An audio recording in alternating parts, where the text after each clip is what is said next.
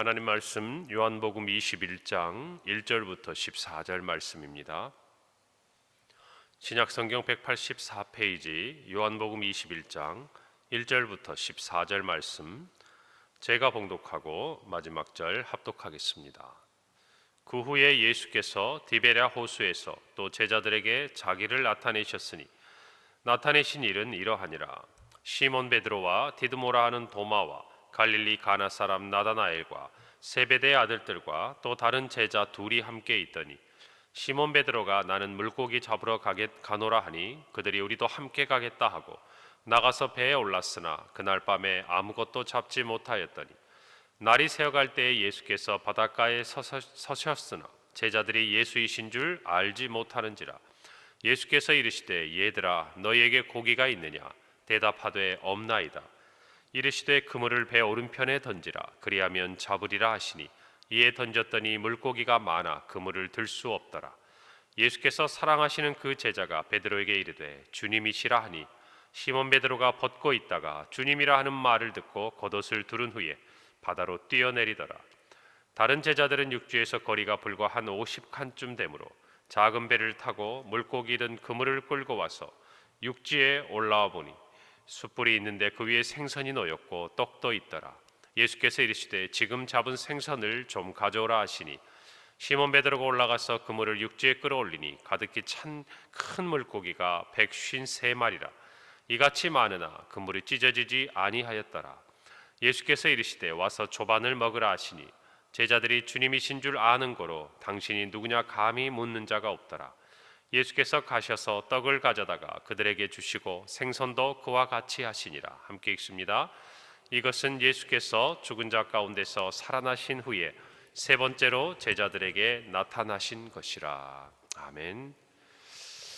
우리가 새벽에 요한복음 말씀을 묵상하는데 오늘 드디어 마지막 장인 21장 말씀을 함께 합니다. 21장은 우리가 잘 아는 본문의 내용과 더불어서 이제 예수님께서 베드로와 함께 대화를 하시면서 세 번 내가 나를 사랑하느냐 물으시고 또 베드로가 내가 주님을 사랑하는 줄 주께서 아십니다 라고 고백하며 예수님과 이 베드로의 대화를 마지막으로 모든 요한복음의 기록들이 이제 마치게 되는 것을 우리가 볼 수 있습니다.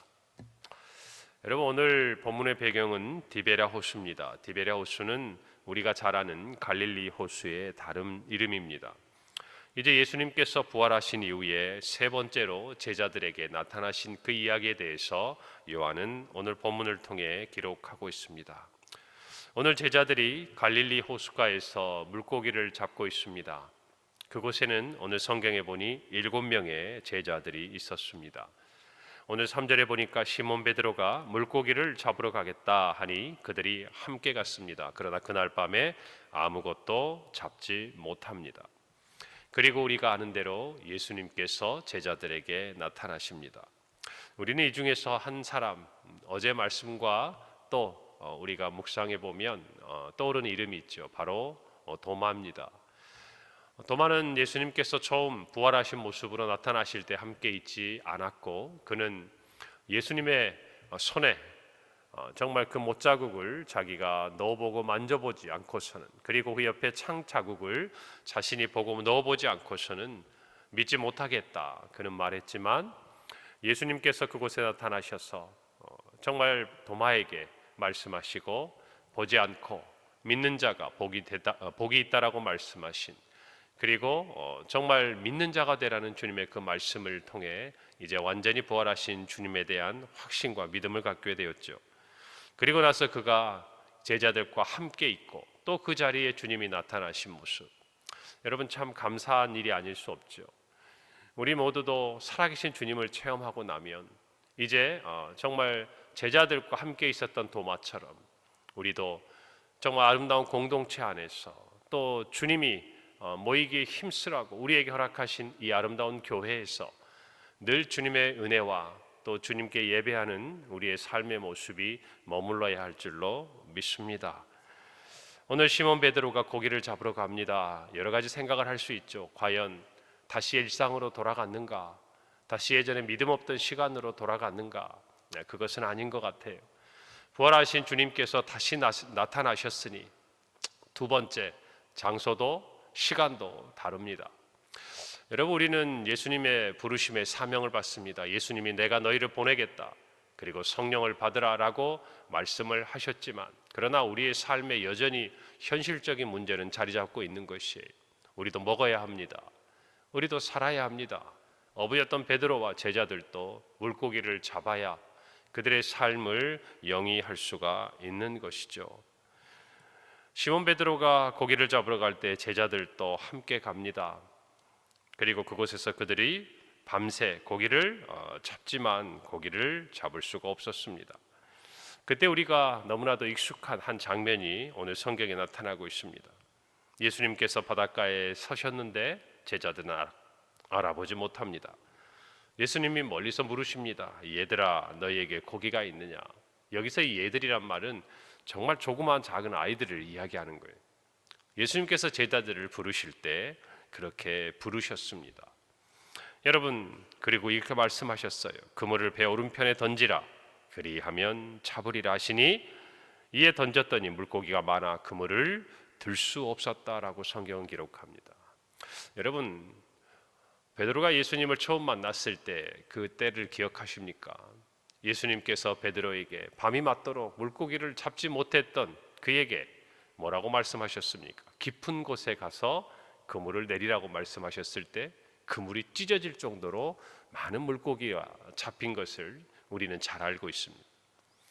여러분, 오늘 부활하신 주님께서는 다시 그들이 갈릴리 바다에서 호수에서 이렇게 고기를 잡고 있을 때에 말씀하셔요. 배 오른편에 그물을 던지면 잡을 수 있다. 그리고 그 말대로 그물을 던졌더니 물고기가 많이 잡혔습니다. 여러분, 처음 베드로가 주님을 만났을 때 그는 그저 한낱 어부였습니다. 삶에 지치고 또 삶 가운데 힘겨운 삶을 살고 있었어요. 모든 사람들이 이 땅을 살아가면서 인생의 허무와 또 고통과 또 삶의 여러 가지 어려움을 겪습니다. 그때 주님의 말씀대로 순종할 때 그는 밤이 맞도록 잡지 못했던 그 고기를 그물이 찢어질 정도로 잡습니다. 여러분, 이것이 이 땅을 살아가는 사람의 모습이에요. 밤이 맞도록 수고하지만 그 어떤 것도 얻지 못하는 것. 주님이 없이 이 땅에서 많은 수고를 하고 밤이 새도록 애를 쓰지만 결국 빈손으로 돌아갈 수밖에 없는 것이 예수 그리스도를 만나지 못한 사람의 인생의 결말이라는 것입니다.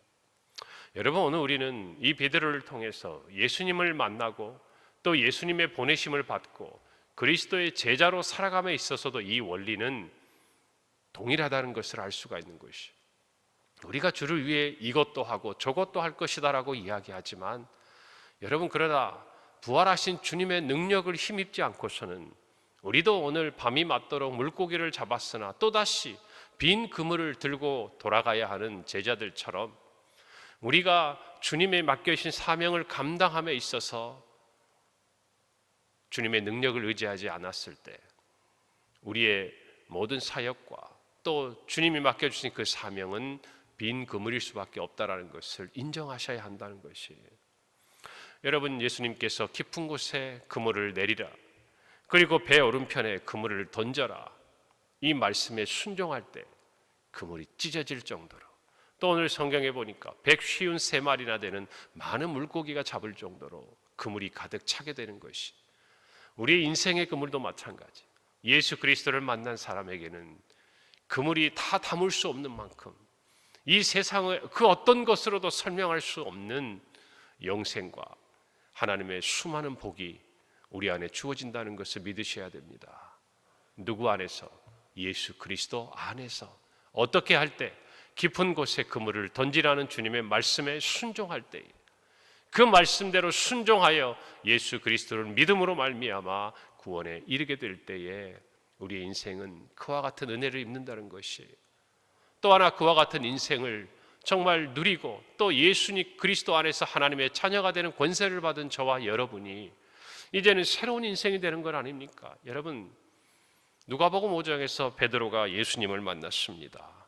그리고 이와 같은 놀라운 일을 경험했어요. 그때 베드로가 예수님께 뭐라고 말합니까? 나는 죄인입니다. 나를 떠나소서. 여러분, 그러나 오늘 성경에 보면 사랑하는 제자 요한이 이 일들을 보고 본능적으로 직감적으로 느낍니다. 그리고 베드로에게 말합니다. 주님이시다. 주님이시다. 그러니까 베드로가 어떻게 합니까? 이전에는 나는 죄인입니다. 나를 떠나십시오. 라고 고백했던 그가 이제는 벗고 있던 그 상태에서 주님이라는 말을 듣고 겉옷을 들은 후에 주님 앞에 뛰어 달려옵니다. 여러분, 이것이 예수 그리스도를 만나기 전 죄인이었던 사람이 주님 앞에 고백하고 있는 모습과 예수 그리스도를 믿고 그의 제자가 되어서 예수님께서 맡기신 사명, 예수님께서 보내신 그 자리에서 주님이 맡기신 일들을 감당하고 있는 제자들의 변화된 삶의 모습이라는 것이, 이제는 주님이 계신 곳으로 달려갑니다. 왜요?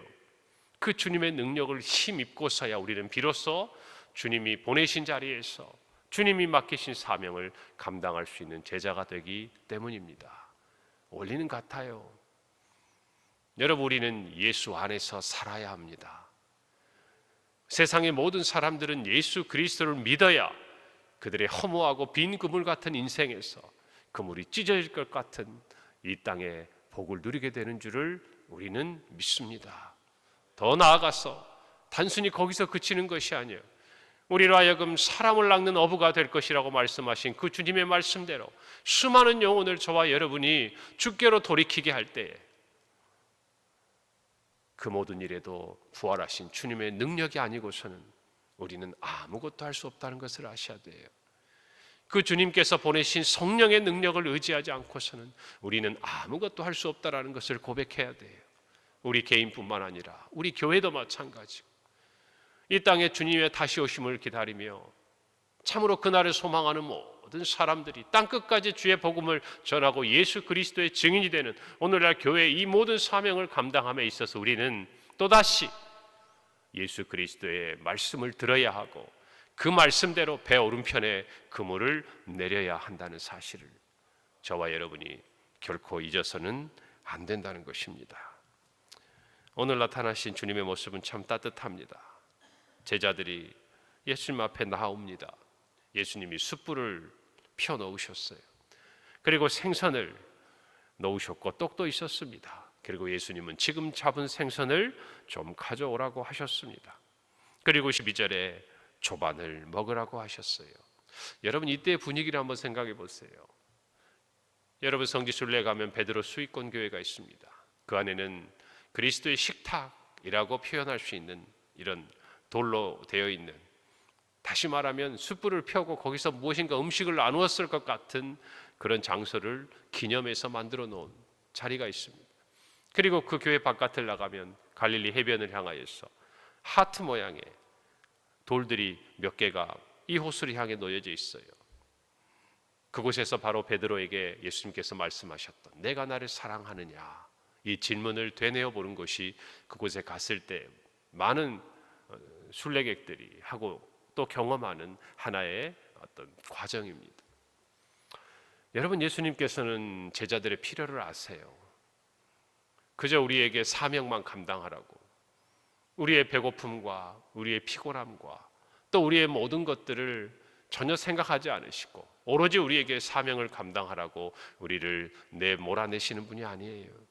예수님은 우리의 두려움도 아시고 우리의 곤고함도 아시고 우리의 배고픔도 아시고 우리가 사랑에 굶주려 있는 것도 아시고 우리가 위로가 필요한 것도 아시고, 여러분, 예수님께서는 이제 장차 이 제자들이 예수님께서 승천하신 이후에 성령의 정말 그 능력을 힘입어서 주님이 맡겨주신 그 사명을 감당하기 위해 어떤 길을 가야 할지 아시는 거예요. 어떠한 대화도 없지만 그 안에는 무엇보다 많은 대화가 흐르고 있다는 것을 저와 여러분은 알고 있습니다. 오늘 우리는 여전히 주님과의 이 교제가 필요한 것이에요. 날마다 조반을 먹듯이 어쩌면 이 자리는 주님께서 우리를 위해 숯불을 피워 놓으시고 우리에게 생선과 떡을 구워서 먹으라고, 그리고 오늘 하루 우리에게 맡겨준 사명을 감당할 힘을 내라고 우리를 안아주시는 시간이라고 저는 믿습니다. 오늘 우리는 그 마음으로, 그 사랑으로 오늘 우리에게 주어주신 삶의 자리에서 내 양을 치고 내 양을 먹이라는 주님의 그 말씀 앞에 내가 주님을 사랑하나 고백하며 이제는 담대하게 우리의 맡겨주신 사명의 자리로 나아가야 할 줄로 믿습니다. 그리 대단하고 어쩌면 우리가 할 수 있는 일이 크다고 할 수 없을지 모르지만 적어도 우리의 삶의 자리에서 주님의 말씀대로 오른편에 그물을 내리고 또 깊은 곳에 그물을 내리라는 주님의 그 말씀을 순종할 때 그 모든 것은 그 빈 그물, 어쩌면 우리의 능력으로는 아무것도 할 수 없는 그 비어있는 그물 아래 우리 주님 그물이 찢어질 만큼 오늘 성경에 그물에 가득 차 153마리라는 많은 물고기가 잡힌 것처럼 어쩌면 우리의 인생 가운데 다시 그와 같은 일들을 이루어 주시리라 확신합니다. 사랑하는 성도 여러분, 우리 주님의 그 사랑을 다시 한번 기억합시다. 그리고 매일매일 주님과의 영적 교제를 놓치지 않기를 바랍니다. 주님이 차려주신 식탁을 늘 경험하는 저와 여러분이 되기를 바랍니다. 그리고 주님의 말씀대로 그물을 내리고 주님께서 우리를 동행하시는 놀라운 일들을 정말 증거하고 또 나타내는 우리 평강의 성도들이요 또 우리 교회가 되기를 간절히 소망합니다. 기도하겠습니다. 하나님 은혜를 감사합니다. 그물을 배 오른편에 던지라 그리하면 잡으리라. 우리를 구원하신 예수 그리스도, 참으로 죄와 사망의 권세 아래 있던 우리를 찾아오신 예수님으로 말미암아 인생의 허무로 가득 차 있던 빈 그물이 찢어질 만큼 가득 차도록 우리에게 이 땅뿐만 아니라 영생의 복을 주심을 감사합니다. 더 나아가 이제는 부활의 주님을 만나고 이제 주님께서 우리에게 맡겨준 그 사명을 감당하기 위해서도 우리는 여전히 주님이 없이는 아무것도 할 수 없는 존재임을 고백합니다. 하나님, 단지 우리가 할 수 있는 것이 있다면 주님의 말씀대로 깊은 곳에 배 오른편에 그물을 던지고 주님이 우리를 통하여 행하시는 놀라운 일들에 쓰임받는 우리의 삶이 되기를 소원합니다. 우리 교회가 되기를 소망합니다. 순종할 때에 주님의 역사를 체험하는 우리의 삶이 되기를 소원합니다. 매일 새벽 주님이 차려주신 이 아름다운 식탁에서 주님을 만나고 주님과 교제하고 다시 한번 주님이 우리에게 맡겨주신 그 사명을 붙들고 나아가는 우리 모든 성도들이 되게 하옵소서. 감사드리고 예수님의 이름으로 기도합니다. 아멘.